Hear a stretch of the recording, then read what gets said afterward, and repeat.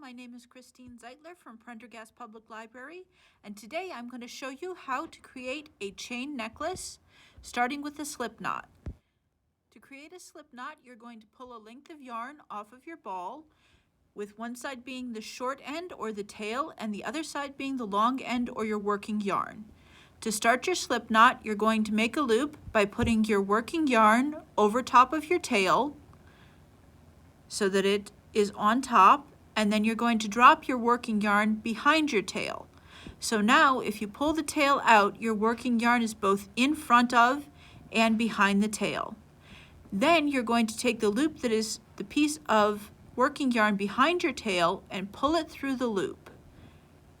Then once you tug on your tail, you're going to tighten down your slip knot. Now that you have a slip knot, you can put this onto your crochet hook, and when you tug on the working yarn, the slip knot will get smaller. So putting the slip knot onto your crochet hook, you're going to want to tug on the working yarn to tighten it down onto your hook. When you look at your crochet hook, there are several parts. There's the actual hook, then there's a narrow throat, and then a straight part. You want to make sure that your slip knot is on the straight part of your hook, but not too tightly. If you pull down on the tail and the working yarn, you will see that a V is formed in the bottom of the stitch. Now, holding the tail out of the way, we're going to figure out how you're going to tension your working yarn. You can weave it between all of your fingers, you can hold it in a fist, or some other way that gets a little bit of light tension on your working yarn. I personally wrap it around my forefinger and use the crook to give it some light tension, and then using my thumb and middle finger, I hold onto the tail to give that part a little bit of tension as well. This makes crocheting easier. There are several different ways you can hold your hook. As demonstrated, I tend to hold mine kind of like a pencil. Then you're going to wrap the yarn over and catch it on the hook, which is called a yarn over, and then with the hook facing down, you're going to slide it through the loop already on your hook.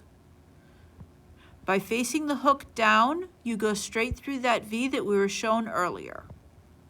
So now you just keep going, and every time you slip a yarned over loop through the loop already on your hook, you are making a chain stitch.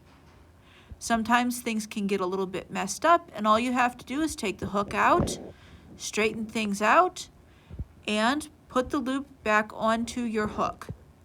Crochet is very easy since everything can be undone simply by tugging on your working yarn, which is what I'm doing right now off camera. There we go.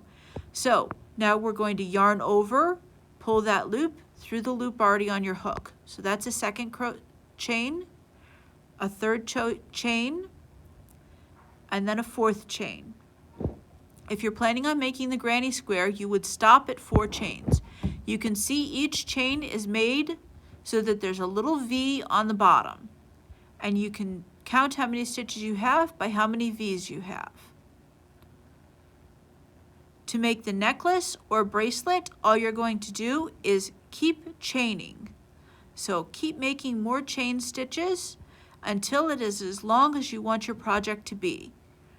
You're going to want it to wrap around either your wrist or your neck several times.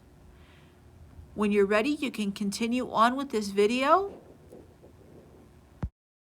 Once you have the chain as long as you would like it to be, remember to coil it up to form either the necklace or bracelet the size that you would like it to be. I kept my coils fairly even to make a fairly even necklace. You want to make sure that your beginning and end chain are very close to each other.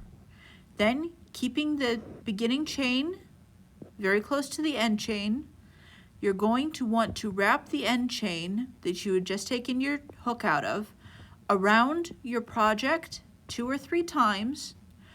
I kept my wraps right next to each other, and once they were around 2 or 3 times and fairly tight, I then put the hook back into the project so that I could secure the chains down. There we go. I actually wound up wrapping it 4 times.